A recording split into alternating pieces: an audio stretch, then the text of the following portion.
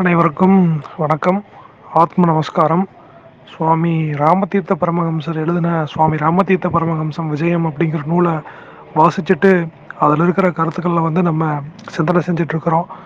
இன்னைக்கு நம்ம கடைசி பதிவான, அதாவது முதல் பாகத்தில் கடைசி அத்தியாயத்தில் கடைசி பதிவான அந்த வேதாந்தமும் தனசேர்க்கையும் அப்படிங்கிற தலைப்பில் வர விஷயத்த நம்ம இன்னைக்கு பார்ப்போம். நேற்று நம்ம என்ன பார்த்துருந்தோம்னா, அந்த உண்மையான சத்திய பொருளுங்கன்னா என்னென்னு சாமி போட்டிருந்தாரு. அப்புறம் 2 உதாரணங்களை வச்சு முனிவர்களை பற்றி நமக்கு சொல்லியிருக்கிறாரு. அப்போது சந்நியாச நிலைமைக்கும் விளக்கம் கொடுத்துருந்தார். இதுதான் நேற்று நம்ம பார்த்துருந்த விஷயமா இருந்தது. இன்னைக்கு நம்ம என்ன பார்க்குறோம்னா, தர்மம் அப்படின்னா என்ன அப்படின்னு சொல்லி சாமி நமக்கு ஒரு விளக்கம் கொடுக்குறாரு. பொதுவாகவே உலகத்தில் ஏழை எளிய மக்களுக்கு உதவி செய்கிறது தர்மம். அதுதான் மிகப்பெரிய தன்னல சேவை அப்படின்னு உலகத்தில் சொல்லிட்டு வந்துட்டுருக்கிறாங்க. இது மிகப்பெரிய ஒரு மூடத்தனம். அது ரொம்ப தவறு. ஏன்னா நீங்கள் எல்லாமே ஏழை எளிய மக்கள்கிட்டயே அவங்க உழைப்பையும் அவங்களோட பணத்தையுமே நீங்கள் சுருட்டிக்கிறீங்க. அதில் கொஞ்சம் எடுத்து வச்சுட்டு அவங்களுக்கு தர்றது தர்மம் ஆகாது. அது தர்மம் இல்லை அப்படின்னு சொல்லி சாமி நமக்கு இது தர்மம் இல்லை அப்படின்னு சொல்லி சொல்கிறார். அப்புறம் வட்டிக்கு விடுறது ரொம்ப கொடுமையான ஒரு செயலாக சாமி நமக்கு இந்த இடத்துல கண்டித்து சொல்கிறாரு. யூரோப்பா, அமெரிக்கா போன்ற நாடுகளில் வட்டிக்கு விடக்கூடாது அப்படிங்கிறதையே ஒரு மிகப்பெரிய ஒரு தர்ம செயலாக கருதுறதா சாமி நமக்கு சொல்கிறாரு. பட்டினியில் வாழ்கிறாங்க. உணவு இல்லாமல் பல பேர் வாடிட்டு இருக்கிறாங்க. பல சூத்திரர்களும், அதாவது தாழ்ந்த சமுதாயத்தில் இருக்கிறவங்களும் வாடிட்டு இருக்கிறாங்க. அதை பற்றின கவலை இல்லாமல் நம்ம இங்கே இருக்கிற கோயிலுக்கும் இங்கே இருக்கிற பெரிய பெரிய விஷயத்துக்கும் நம்ம செலவு பண்ணிகிட்ருக்கிறோம். அன்னதானம் போடுறோம், கோயிலில் தங்கத்தேர் இழுக்கிறோம், கோயிலில் கோயிலுக்கு பல ஃபண்டுகள், அதாவது பல செலவுகளில் தகக்காப்பு செலுத்துறன்னு செலுத்திட்டு இருக்கிறோம். இதெல்லாம் ஒரு பக்கத்தில் என்னடான்னா, ஒருத்தன் சாப்பிடாம பட்டினியில் இருக்கிறான். இப்போ இன்னொரு பக்கம் என்னன்னா, இவங்க தர்மங்கிற பேரில் இதெல்லாம் செஞ்சுட்டு இருக்கிறாங்க. இதெல்லாமே மிகப்பெரிய ஒரு மூடத்தனம். இது எல்லாமே தர்மத்தில் வராது அப்படிங்கிறத சுவாமி ராமதீர்த்த பரமஹம்சர் அற்புதமாக சொல்கிறார். அப்போ உண்மையான தர்மம் அப்படின்னா என்னன்னு சாமி ராமதீர்த்த பரமஹம்சர் விளக்கம் கொடுக்குறாரு.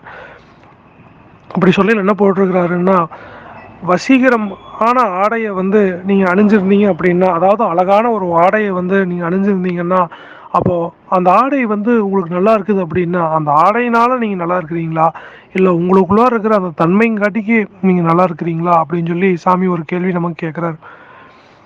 அப்போது நீங்கள் உடைகள்ங்கிறது உங்கள் அழகை தீர்மானிக்கிறது இல்லை. உங்களுக்கு உள்ளார இருக்கிற அந்த தன்மை, அந்த புத்துணர்ச்சியும் அந்த அழகும் தான், அந்த அழகான சிரிப்பும் தான் அந்த உண்மையான அழகை தீர்மானிக்குது. அப்போது அதுதான் உங்களோட சொத்தாக இருக்குது. அப்போது இந்த இடமோ உங்களுடைய செல்வமோ உங்களுடைய வைதூரியமோ உங்களோட மாளிகையும் இதெல்லாம் உண்மையான நிலைமைங்கிறது கிடையாது. இதை யார் திருடிட்டு போனாலும் நீங்கள் கவலைப்படுறதுக்கு ஒன்றும் இல்லை. ஏன்னா இதெல்லாமே உங்களுடைய சொந்த நிலைமை கிடையாது அப்படிங்கிறத சாமி நமக்கு சொல்கிறார். உங்களுடைய உண்மையான சொந்த நிலை என்னவா இருக்குது அப்படின்னா, அது சத்தியமானதாக இருக்குது. அந்த சத்தியத்துக்காக அந்த சத்தியத்தை நீங்கள் அடையணும்னா எழுந்து நில்லுங்க. இந்த ஜடப்பொருட்களான பொண்ணு, வீடு, வாசல் இது எல்லாத்தையுமே என்னுடைய இதில் அப்படின்னு உடைச்சு அதிலிருந்து வெளியில் வாங்க அப்படின்னு சாமி நமக்கு சொல்கிறார். அப்படி இருக்கிறது தான் உண்மையான தர்மமாக இருக்குது அப்படின்னு ஏழை எளிய மக்களுக்கு நீங்கள் தொடர்ந்து உதவி செஞ்சுட்டு வாங்க, அதுதான் உண்மையான தர்மம் அப்படின்னு சொல்லி சொல்கிறார். அப்புறம் ஒரு கனவு வருது. அந்த கனவுல ஒரு புலி வருது. அந்த புலியை நீங்கள் கொல்றீங்க, ஒரு கத்தியை வச்சு கொல்றீங்க. இப்போ இந்த கனவுல புலியும் வந்தது, இந்த கனவுல தான் கத்தியும் இருந்தது. ஆனால் கண்ணை திறந்து பார்த்தீங்கன்னா இதில் இருந்த புலியையும் காணோம், அதில் இருந்த கத்தியையும் காணோம். இதே மாதிரி தான் மாயை அப்படிங்கிறது. இந்த மாயையை வச்சுக்கிட்டு இதில் சாஸ்திரத்தில் அன்னதானம் பண்ண சொன்னாங்க, கோதானம் பண்ண சொன்னாங்க அப்படின்னு சொல்லிட்டு நீங்கள் பண்ணுறது எல்லாத்துலேயும் உங்களுக்கு பிரயோசனமே இல்லை. உண்மையான பிரயோசனம்னா ஏழை எளிய மக்களுக்கு உதவி செய்யுங்க, அவங்களோட கஷ்டத்தை நீங்கள் பங்கீடு போட்டுக்குங்க, அதுதான் உண்மையான தர்மமாக இருக்குது அப்படின்னு சொல்கிறார் சாமி. இந்த கௌரவ பட்டத்தில் இந்த எம்எல்ஏ, எம்பி, ஊர் பேர், தான் பெரியவன், தான் மிகப்பெரிய ஒரு சர்வ ஞானி, தன்னோட சொத்து, இதெல்லாமே வந்து அளவு கடந்த மரியாதை, நம்ம மேலே அடுத்தவங்க காமிக்கணும்னு நினைக்கிறது, தற்பெருமை, இதெல்லாமே தாங்கி நிற்கிறது எல்லாமே ஒரு விதமான மயக்கம். இந்த மயக்கத்தை வந்து ஒருத்தங்க வந்து இன்னொருத்தங்க மேலே பிரயோகம் பண்ணிக்கிறாங்களாமா. இப்போ நான் வந்து இன்னொருத்தரை பார்த்துட்டு அடடா நீங்கள் ரொம்ப பெரியவர் அப்படின்னு நான் சொன்னேன்னா, அவர் இன்னொருத்தரை பார்த்துட்டு அடடா நீங்கள் ரொம்ப பெரியவர் அப்படின்னு சொல்கிறாராமா. இப்படி ஒருத்தங்க மேலே ஒருத்தங்க தேவையில்லாமல் வந்து அந்த அந்த பிரயோகத்தை ஈடுபட்டு இருக்கிறாங்களாமா. இது ஒரு மிகப்பெரிய ஒரு மாய பிரயோகமாக இருக்குது அப்படின்னு சொல்லி சாமி நமக்கு சொல்கிறாரு. அப்போ உண்மையான ஞானம்ங்கிறது இந்த மயக்கமெல்லாம் நீங்கினா தான், இந்த தோற்றமெல்லாம் நீங்கும்போது தான் அந்த உண்மையான ஞானம்ங்கிறது நமக்குள்ளார உண்டாகிறதா சாமி ராமதீர்த்த பரமஹம்சர் அற்புதமாக சொல்கிறாரு. அப்போ நீங்கள் வந்து ஜீவன் முக்தன் ஆகணும்னா உங்களுக்குள்ளார என்ன ஆச்சரியம், உங்களுக்குள்ளார அவ்வளோ பெரிய தன்மை இருக்குது. சூரியன் வந்து சூரியனுக்குள்ளார இருக்கிற, இப்போ ஒரு வேளை சூரியன் வந்து ஐஸ் கட்டி மாதிரி ஆயிட்டாலோ, இல்லை நிலா வந்து அதிக வெப்பத்தோடு இருந்தாலோ, இல்லை எரியிற நெருப்பு தலைகீழா எரிஞ்சாலோ, இதிலெல்லாம் பார்த்து நம்ம ஆச்சரியப்படாமல் யார் ஒருத்தன் தனக்குள்ளே இருக்கிற ஜீவனை மட்டும் பார்த்துட்டு இருக்கிறானோ அவன் தான் அந்த ஜீவன் முக்தனாக இருக்கிறதா சாமி ராமதீர்த்த பரமஹம்சர் சொல்கிறார். எதை பார்த்தோ வியப்படையாமலோ, இல்லை எதை பார்த்தோ பயப்படாமலோ, யார் ஒருத்தன் தன் ஜீவனை மட்டுமே கவனிச்சுட்டு வரானோ அவனே ஜீவன் முக்தனாக இருக்கிறதா சாமி ராமதீர்த்த பரமஹம்சர் அற்புதமாக இந்த இடத்துல ஜீவன் முக்தன்னா யாருன்னு சொல்லியிருக்கிறார். அப்போ இதோட இந்த அத்தியாயம் வந்து முடியுது. வேதாந்தமும் தனசேர்க்கையும் அப்படிங்கிற அத்தியாயம் முடியுது. இதில் பார்த்த விஷயம் எல்லாமே நான் குட்டியாக பகிர்ந்துக்கிறேன். இதில் சாமி நம்ம தனம்ங்கிறது பொருளுங்கிறது ரொம்ப கொடுமையான விஷயம்னு சொல்கிறாரு. இது எல்லாத்தையுமே நம்ம ரொம்ப கெட்டியாக பிடிச்சிட்ருக்கோம், அதனால தான் நம்ம வந்து தெய்வத்தன்மையை வந்து அடைய முடிய மாட்டேங்குது அப்படின்னு சொல்கிறாரு. இந்த ஆத்மானுபவம் அடைகிறதுக்கு இது எல்லாமே இடைஞ்சல் செய்ய வேண்டிய விஷயமா இருக்குது. இது எல்லாமே மூட்டை முடிச்சுகள் எல்லாத்தையுமே நம்ம தூக்கி வீசணும் அப்படின்னு சொல்லி சொல்கிறாரு.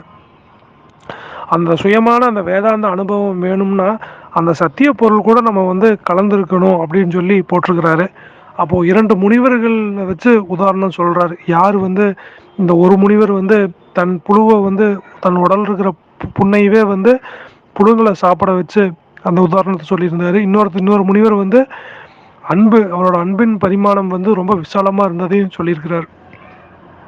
அப்போ யார் சன்னியாசி அப்படின்னும் பார்த்துருந்தோம் நேற்று நம்ம. அப்போது தர்மத்துக்கு விளக்கம் அப்படிங்கிற தலைப்பில் வந்து இன்றைக்கி நம்ம பார்த்துருந்தோம். அப்போ எது உண்மையான தர்மமாக இருக்குதுங்கிறதையும் சாமி நமக்கு சொன்னதாக இன்றைக்கி நம்ம பார்த்துருந்தோம். அப்போது இதெல்லாமே கனவாக இருக்குதுங்கிற விஷயத்தையும் நம்ம இன்றைக்கி பார்த்துருந்தோம். அப்போ இந்த கௌரவ பட்டம் எல்லாத்தையுமே நம்ம தூக்கி வீசணும் அப்படிங்கிறதையும் நம்ம இன்றைக்கி பார்த்துருந்தோம். அப்போ உண்மையான ஜீவன் முக்தன்கிறவன் எப்பேற்பட்ட தன்மையில் இருக்கிறான் அப்படிங்கிற விஷயத்தையும் நம்ம இன்றைக்கி பார்த்துருந்தோம். அப்போ இதோட இந்த முதல் பாகம்ங்கிறது முடியுது. இதில் வந்து மொத்தம் 15 அத்தியாயமும் நிறைவு பெற்றுச்சு. நாளையிலேருந்து நம்ம 2வது பாகம், அது வந்து இந்த 15 அத்தியாயமும் 208 பக்கம் கொண்டதாக இருக்குது. அடுத்தது 2ஆம் பாகம், அது வந்து ஒரு 20, 25, 30 அத்தியாயம் வருது. ஒரு 414 பக்கங்கள் கொண்ட வர நூலாக இருக்குது. அப்போ அதில் வந்து ஒன்றன் பின் ஒன்றாக நம்ம நாளைக்கு பார்ப்போம். அனைவருக்கும் நன்றி. கேட்ட அனைவருக்கும் நன்றி. நமஸ்காரம். ஆத்ம வணக்கம்.